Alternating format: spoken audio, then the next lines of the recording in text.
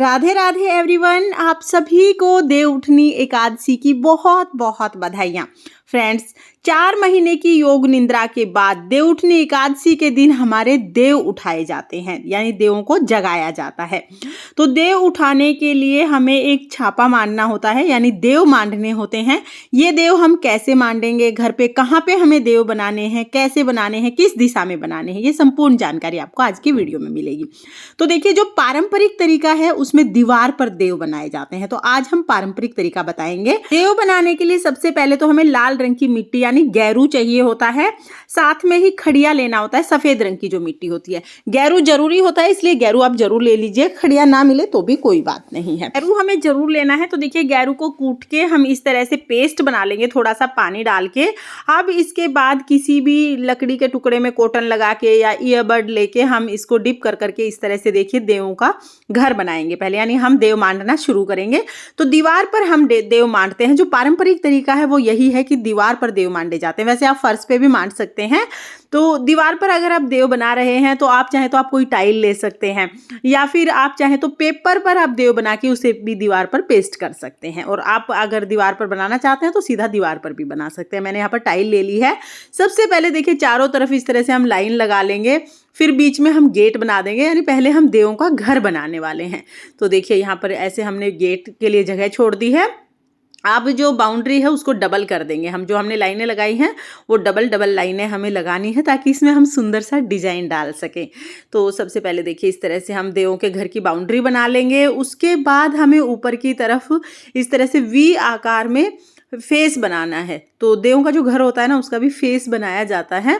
तो इस तरह से देखिए, पहले डॉट्स लगा लेते हैं तो थोड़ा सा आसानी हो जाती है लाइनें बनाने में। तो आप चाहें तो डॉट्स बना सकते हैं। फिर हम हाथ बना लेंगे, तो साइडों में ही हम हाथ बना लेते हैं। तो आप देखिए, दोनों तरफ हमें इस तरह से हाथ बना लेने हैं।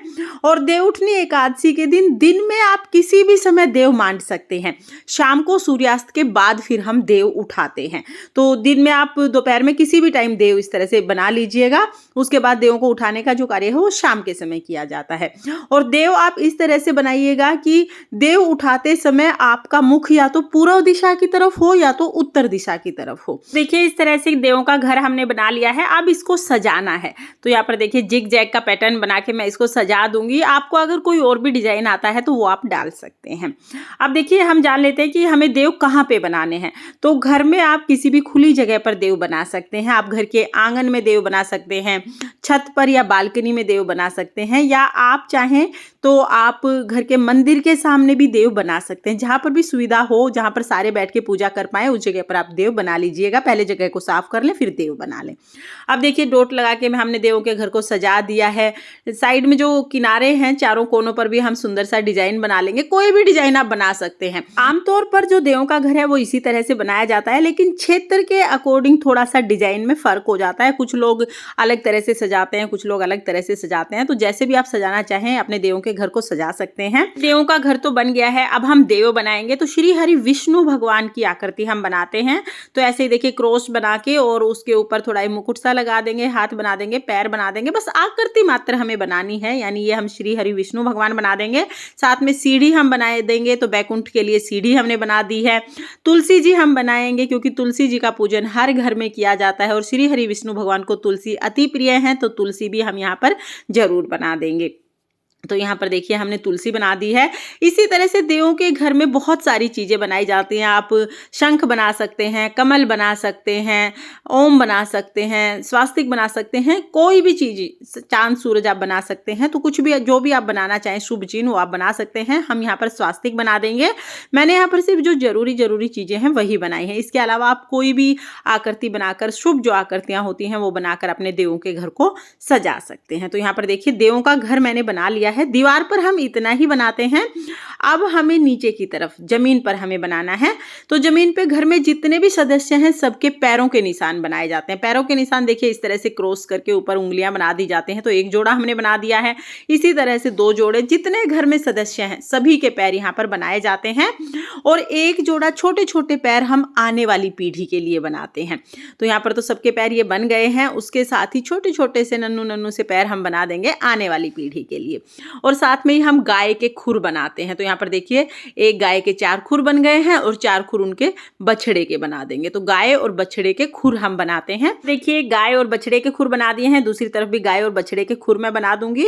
हम लोग हर एक पूजा में किसी ना किसी रूप में गाय का पूजन जरूर करते हैं। देखिए इसके बाद एक लाइन लगाकर ऊपर देवों का जो घर बनाया है उससे लाइन लगाते लगाते नीचे तक हमें लेके आना है और फिर हमें एक चक्री बनानी है। तो देखिए ऐसे 7 गोले हम बना देंगे, यानी 7 सर्कल हम बनाएंगे इस तरह से। तो एक चक्री हम बना देंगे, योग माया चक्र भी इसको बोलते हैं। तो हम एक चक्री बना देंगे, उसके चारों तरफ हम पंचदेव बनाएंगे। तो 5 देव हम इस तरह से बना देंगे। तो देखिए बस आकृति मात्र हमें बनानी है, जैसी भी आकृति आपको बनानी आती हो उस तरह से 5 देव हम बना देंगे। तो इस तरह से हमारे देव बन जाएंगे। देवउठनी एकादशी पर देव उठाने के लिए यही छापा हमें मांडना होता है। इसी तरह से हम देव मांडते हैं। तो ये बिल्कुल पारंपरिक तरीका है। इसके अलावा आप चाहें तो आप सिर्फ फर्श पर भी देव बना सकते हैं। अगर आप दीवार पर ना बनाना चाहें तो उसका वीडियो भी आपको चैनल पर मिल जाएगा। जो बिल्कुल पारंपरिक तरीका है वो मैंने आपको बताया है। आप भी बहुत सरल तरीके से ऐसे सुंदर से देव बना सकते हैं। तो देव हम दिन में ही मांड लेंगे और शाम के समय सूर्यास्त जब हो जाता है उसके बाद हम देव उठाते हैं। तो देव उठाने के लिए हमें क्या क्या सामग्री चाहिए होगी, क्या क्या सामान हमें रखना है और देव कैसे उठाने हैं, कौन कौन से गीत गाने हैं, ये सभी वीडियोज आपको चैनल पर मिल जाएंगी। सभी का लिंक मैं आपको डिस्क्रिप्शन में दे दूंगी, आप उन्हें जरूर देखना। और आपको देव मांडने की ये विधि कैसी लगी कमेंट करके जरूर बताना। अगर वीडियो आपको पसंद आई हो, वीडियो आपके लिए थोड़ी बहुत भी यूजफुल हो तो प्लीज प्लीज वीडियो को लाइक कर देना। और हम महिलाएं घर में तीज त्योहार कैसे करते हैं ये देखने के लिए मेरे चैनल को सब्सक्राइब कर लेना। और हाँ, अगर आप देव नहीं मांड पा रहे हैं तो आप हमारी जो ये देव है इनका प्रिंट आउट निकाल के भी पूजा कर सकते हैं, या बाजार में भी आपको प्रिंट आउट मिल जाता है तो वहां से भी आप ले सकते हैं। लेकिन कोशिश करें कि अपने हाथों से ही देव बनाएं, क्योंकि जब हम हाथों से बनाते हैं ना तो हमारी भावनाएं जुड़ी हुई होती हैं। तो चलिए देवउठनी एकादशी की आपको फिर से बहुत बहुत बधाइयां। फिर मिलेंगे किसी और वीडियो के साथ, तब तक के लिए जय श्री कृष्णा, राधे राधे।